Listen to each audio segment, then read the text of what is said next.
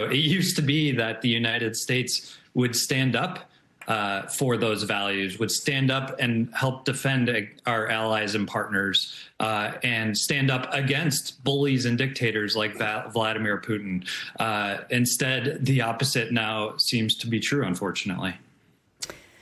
So one of the things, Governor, that Zelensky tried to get through to Trump is that this isn't just about Ukraine, but it's about standing up to an autocrat, fighting for the same freedoms that generations of Americans have fought and died for. And yet today, the Kremlin praised the U.S. for what it has characterized as changing its foreign policy to align with Moscow. What is your response to that? It's just not conceivable to me. I served on the Armed Services Committee. Most people kind of remember me from the Budget Committee, but I was on the Armed Services Committee in Washington for 18 years. And there was one thing that was consistent. Whether you're Republican, Democrat, whether you argued about kind of the military activities that needed to take place, the weapons we needed to buy, but there was always one fundamental agreement, that the Russians were our enemy. And they asked Ronald Reagan when he was running for president, how do you feel about the Soviet Union? He said, we win, they lose. I mean, the idea that we are changing this is very concerning to me. Europe, interestingly enough, they now view this as an existential threat. Now, should they have bellied up to the bar years earlier and carried more of the burden? Absolutely. But now I think what they're saying, and I hope they'll follow through on this, is that now is the time for them to jointly come together. Because remember, they live close to the bear. We live on the other side of the ocean. That's one of the things that Zelensky was trying to say. But you know what? The ocean didn't save us from 9/11. The ocean isn't going to save us from certain threats if we're not on top of things, cyber threats. But at the same time, I think it's significant that the Europeans are saying, we're not going along with this. And what Zelensky wanted from President Trump was a security guarantee. We all want to see peace, but you can't have peace at any price. You've got to have security guarantees so the Russians, when they're refreshed, don't want to move again. That's what the Europeans are worried about. It's what we should be extremely worried about. And I've not lost hope yet. Maybe there is an opportunity for us to step back from the ledge and realize our commitment to the world really matters and has kept the peace since World War II. Well, I do appreciate that sentiment a lot. But picking up on that, Chris, because at today's meeting, Britain and France said they are going to work with Ukraine to develop a peace plan and then present it to the U.S. And UK Prime Minister Starmer saying any peace agreement is going to need a U.S. backstop. What could the terms of this deal look like? And do you think Starmer and Macron can convince President Trump to come on board with it?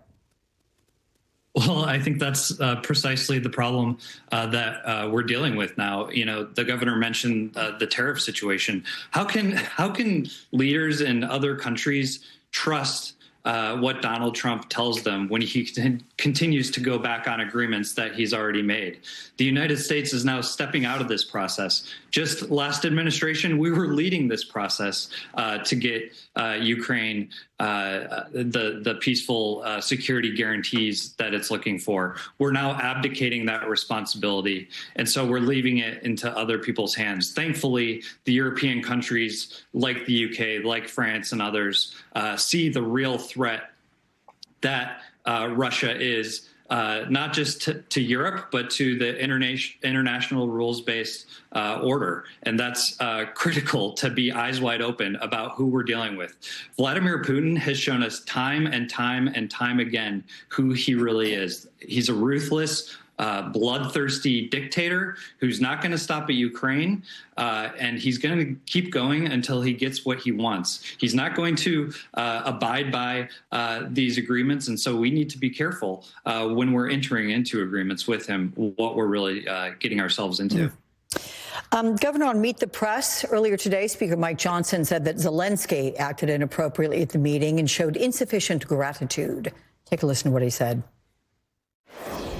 I hope and pray, frankly, that President Zelensky will come to his senses, come back to President Trump, express gratitude as he should, apologize for his behavior there, and accept this mineral rights deal, because that is the best way for us to get to a point of peace over there in that region. Either he needs to come to his senses and come back to the table in gratitude, or someone else needs to lead the country to do that. And look, Johnson's comments, they echo the Republicans who've backed Trump, scolded Zelensky after the meeting. What do you make of this reaction from fellow Republicans? What do you want to say to them? Where are the Republican senators?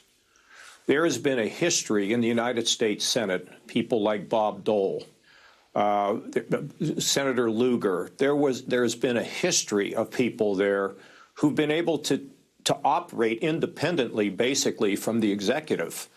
You know, in our country today, the Congress has gone totally silent. And so the executive has all the authority. These senators are on record having said a number of things about Ukraine, a number of things about Putin. I don't know where they are. I saw where Senator Murkowski did say some things, but where are the leaders there to be able to meet with Trump, even privately and quietly, and take us back? Think about this, and Alex, you know, you think about those children, those Ukrainian children in those air raid shelters, experiencing bombings, frightened out of their minds. Are they ever going to have a life? How are they going to recover from this? We talk about PTSD. Think about the children there. Think about the women and the men who have given up their lives for freedom. That's all they're doing. They're fighting against an authoritarian dictator. And we're going to be saying that Zelensky overreacted. He's the leader of a country that's paying in blood and death for their people to maintain their freedom. Knock it off, politicians. Come on. It's as clear as anything we can see. And come on, senators, speak up. Do your job. Speaking of politicians, can you give me just very quickly in 15 seconds your sentiments around your fellow Ohioan, our Vice President, J.D. Vance? Well, I think what happened in the Oval Office is something that we're going to think about forever, and it's unfortunate. And as you know, I don't like to get into personal attacks, and I won't. I have never done it, and I'm not going to do it. I mean, I have an opinion, but people can form their own here.